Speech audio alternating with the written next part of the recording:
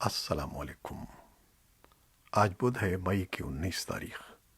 پاکستان میں اس وقت شام کے 7، بھارت میں 7:30، اور یہاں ہمارے اسٹوڈیوز کی گھڑیوں میں صبح کے 10 بج چکے ہیں۔ وائس آف امریکہ واشنگٹن کی اردو سروس سے میں ہوں خالد حمید، خبروں کے ایک بلیٹن کے ساتھ۔ علاقائی اور بین الاقوامی طاقتوں کی جانب سے جنگ بندی کی کئی کوششوں کے باوجود غزہ میں اسرائیلی بمباری اور حماس کے سرحد پر راکٹ حملوں کا سلسلہ بدھ کو بھی جاری ہے۔ فرانس نے لڑائی روکنے کا مطالبہ کرنے کے لیے مصر اور اردن کی شراکت سے اقوام متحدہ کی سلامتی کونسل میں قرارداد تجویز کی ہے۔ فرانسیسی صدر ایمانوئل میکرون نے منگل کو مصری صدر عبد الفتاح السیسی اور اردن کے شاہ عبداللہ سے بات کی۔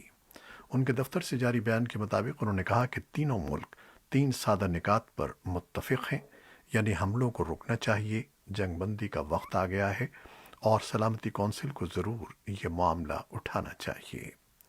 اسرائیل کے اتحادی امریکہ کے پاس سلامتی کونسل کے 5 مستقل ارکان میں سے ایک ہونے کی وجہ سے ویٹو کی طاقت ہے۔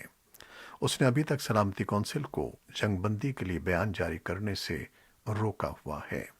امریکی حکام کا کہنا ہے کہ ایسے کسی بیان سے تصادم کو ختم کرنے کی سفارتی کوششوں میں مدد نہیں ملے گی۔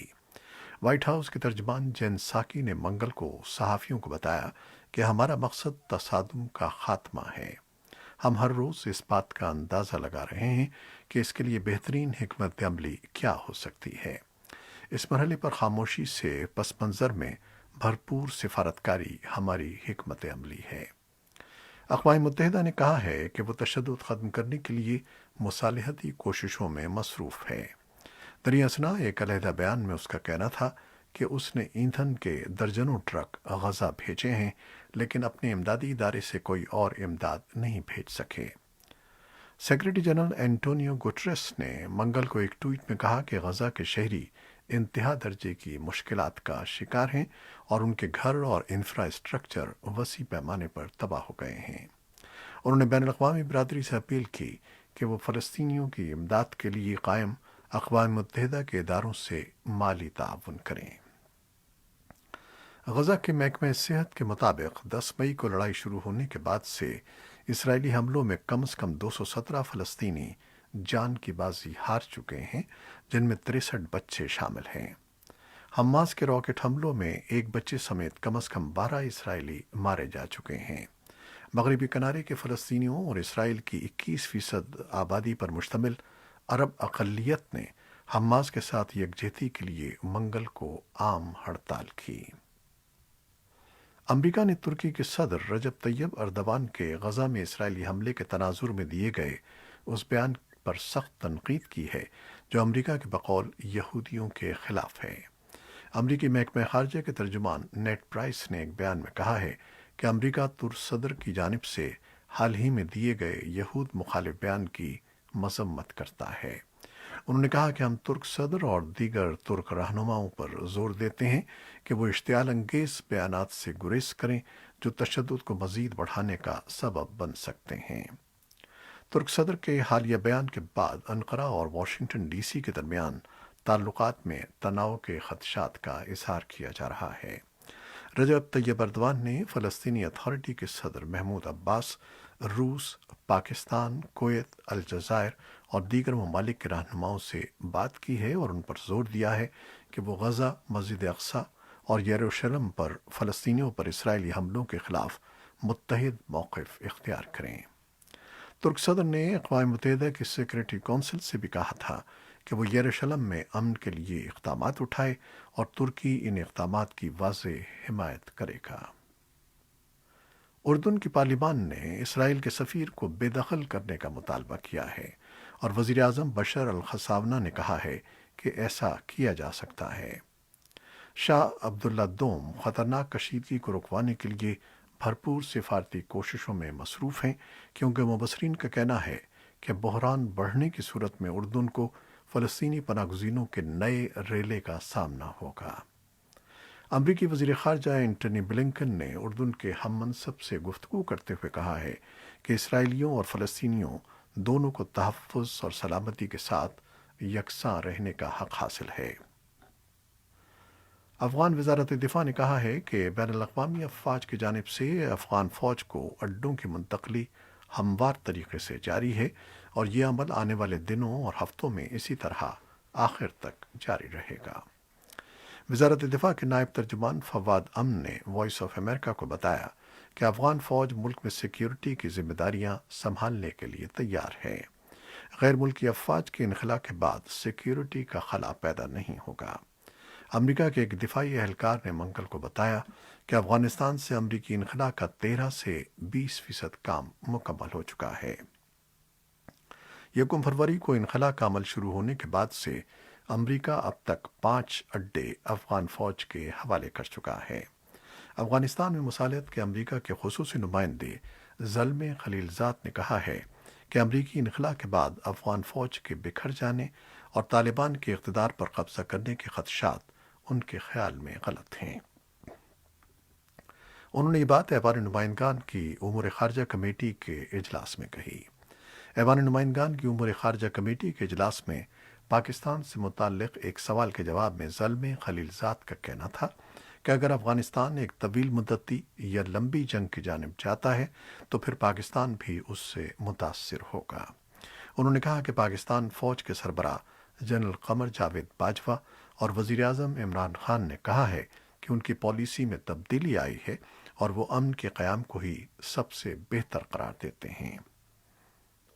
امریکہ نے کہا ہے کہ وہ میانمار کی روہنگیا مسلمان اقلیت کو نئی امداد فراہم کر رہا ہے، جن میں سے بیشتر تشدد سے بچنے کے لیے بنگلہ دیش یا اندرون ملک نقل مکانی پر مجبور ہوئے ہیں۔ 2017 میں لاکھوں افراد تشدد سے بچنے کے لیے میانمار سے بھاگ نکلے تھے۔ امریکی وزیر خارجہ اینٹھنی بلنکن نے ایک بیان میں کہا کہ 15.5 کروڑ کی اضافی رقوم کو بنگلہ دیش میں موجود اور برما میں بے گھر روہنگیا اور دوسرے متاثرین کی امداد کے لیے استعمال کیا جائے گا۔ اس امداد سے بنگلہ دیش موجود تقریباً 9 لاکھ مہاجرین کو فوری ضروریات پوری کی جا سکیں گی، جو برما کی ریاست راخائن میں خوفناک تشدد سے جان بچا کر بھاگے تھے۔ ان میں خواتین اور بچے شامل ہیں۔ بلنکن نے کہا کہ اقتدار پر قبضہ کرنے والے کئی فوجی حکام روہنگیا اقلیت پر تشدد کرنے میں بھی ملوث ہیں۔ اور اب کرونا وائرس سے متعلق خبریں۔ پاکستان میں منگل کو 29,801 افراد کے کرونا ٹیسٹ کیے گئے، جس میں سے 2,566 کے نتائج مثبت آئے ہیں۔ سرکاری اعداد و شمار کے مطابق ملک میں کورونا مثبت کیسز کی شرح 8.61% رہی۔ گزشتہ 24 گھنٹوں میں مزید 135 افراد کورونا کے باعث انتقال کر گئے۔ پنجاب حکومت نے پولیس اہلکاروں اور صحافیوں کے لیے خصوصی ویکسینیشن مراکز قائم کر دیے ہیں۔ پولیس لائن قلعہ گجر سنگھ میں قائم ویکسینیشن سینٹر میں police, traffic police, dolphin force, elite force اور اینٹی رائٹ فورس سمیت دیگر اہلکاروں کو ویکسین لگائی جا رہی ہے۔ دوسری جانب صحافیوں کے لیے ویکسینیشن سینٹر لاہور کے پریس کلب میں ایک سینٹر قائم کیا گیا ہے۔ اس مرکز میں صحافیوں کے اہل خانہ بھی ویکسین لگوا سکتے ہیں۔ بھارت میں گزشتہ کچھ دنوں سے کورونا کے مثبت کیسز میں مسلسل گراوٹ آ رہی ہے، لیکن اموات میں مسلسل اضافہ ہو رہا ہے۔ اس سے قبل کورونا کے کیسز کئی دنوں تک یومیہ 4 لاکھ سے زائد رپورٹ ہوئے ہیں، لیکن اب ان کی تعداد کافی کم ہو گئی ہے۔ وزارت صحت کے اعداد و شمار کے مطابق بدھ کے روز کورونا کے 2,67,334 کیسز رپورٹ ہوئے، لیکن کورونا سے ہونے والی اموات میں اضافے کا سلسلہ جاری ہے۔ بدھ کے روز سب سے زیادہ 4,529 اموات درج ہوئیں۔ یہ ایک عالمی ریکارڈ ہے۔ اس سے قبل ایک دن میں امریکہ میں سب سے زیادہ 4,475 اموات درج کی گئی تھیں۔ اسی درمیان ایک امریکی سروے ایجنسی کی رپورٹ کے مطابق بھارت میں کورونا بحران کی دوسری لہر کے دوران وزیر اعظم نریندر مودی کی مقبولیت میں گراوٹ درج کی گئی ہے اور ان کی ریٹنگ 22 پوائنٹ نیچے آ گئی ہے۔ امریکہ میں بیماریوں پر قابو پانے اور بچاؤ کے ادارے کی ڈائریکٹر روشیل ویلنسکی نے کہا ہے کہ ملک وبا سے نکلنے کی راہ پر ہے اور نئے کیسز اور اموات کی ہفتہ وار اوسط وائرس کے آغاز سے اب تک کی کم ترین سطح پر ہے۔ व्हाइट हाउस की कोविड रिस्पांस टीम की ब्रीफिंग में वेलेंस्की ने कहा कि हालिया आदादोशुमार से पता चलता है कि हम सबको मोहतात तौर पर पुरुम्मीद रहना चाहिए।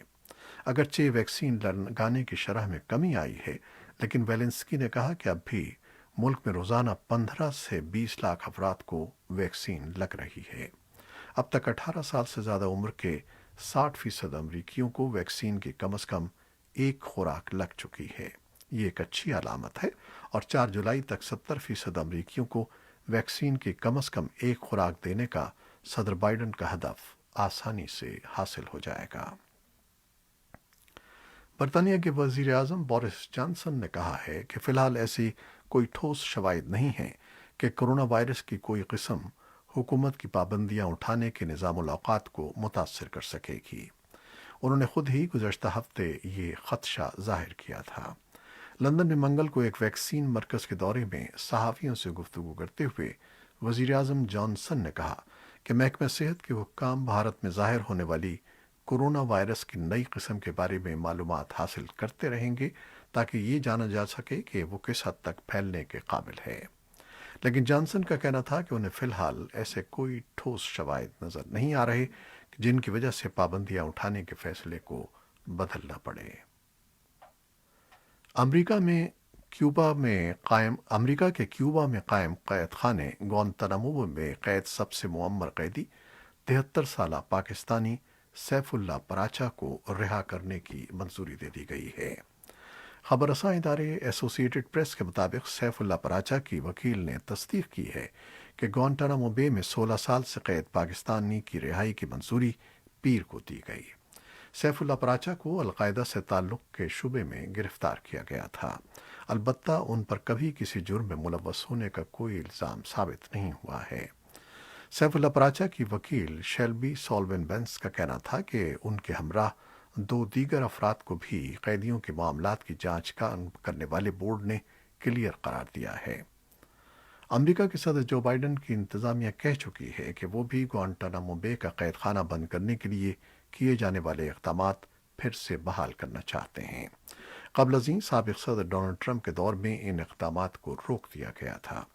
पेंटागन के तर्जुमान ने इस हवाले से फौरी तौर पर कोई बयान जारी नहीं किया है।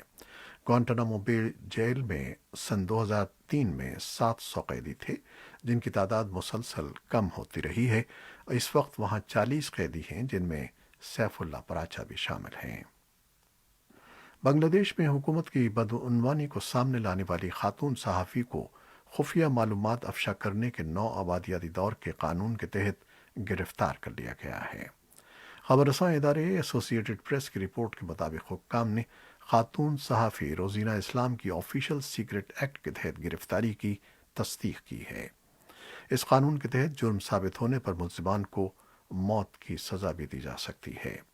बांग्लादेश में सहाफ़ी तंजीमों और बैनुल अक़वामी तंजीम कमेटी टू प्रोटेक्ट जर्नलिस्ट्स ने उनकी रिहाई का मुतालबा किया है। खैबर पख्तूनख्वा हुकूमत ने बर्फपोश पहाड़ी ज़िले चित्राल के मुनफरिद किलाश बिरादरी के मजहबी और सकाफती विरसे को महफूज बनाने और तरक्की देने के एक मंसूबे पर काम शुरू कर दिया है। इस मंसूबे में पहली बार किलाश बिरादरी के कब्रस्तानों या दीगर मजहबी मकामात पर मुश्तमिल 20 कैनाल अराजी हुकूमत ने खरीद ली है और इस ज़मीन को महफूज बनाने और उस पर मजहबी और सकाफती मकामात बनाने का काम शुरू हो गया है। किलाश बिरादरी से ताल्लुक़ रखने वाले लोगों का कहना है कि पाकिस्तान बनने के बाद पहली बार किसी हुकूमत ने इस बिरादरी के मजहबी और सकाफती विरसे को महफूज बनाने और तरक्की देने के एक मुनज़्ज़म मंसूबे पर काम शुरू किया है, जिससे सियाहत को भी तरक्की मिलेगी। गिलगित बल्तिस्तान के अवाम और कोहपेमा कम्युनिटी ने दुनिया की दूसरी बुलंद तरीन चोटी केटू के बेस कैंप पर वाक़ इलाके कॉन्कॉर्डिया में 4G सर्विस के इनेकाद का खैर मक़दम किया है। कोहपेमाओं का कहना है कि इस सहूलत से न सिर्फ किसी नाखुशगवार हादसे के बायस रेस्क्यू सर्विस में बेहतरी आएगी, बल्कि गिलगित बल्तिस्तान की सियाहत के फ़रोग़ के बाद मकामी मईशत में भी बेहतरी की तवक्को है। इसके साथ ही खबरों का ये बुलेटिन ख़त्म होता है। हमारा ये बुलेटिन वेबसाइट और यूट्यूब पर पोस्ट कर दिया जाता है, जिसे आप बाद में भी देख सकते हैं। हमारे इस बुलेटिन को शेयर करना ना भूलिएगा। खालिद हमीद को इजाज़त दीजिए। अल्लाह हाफ़िज़।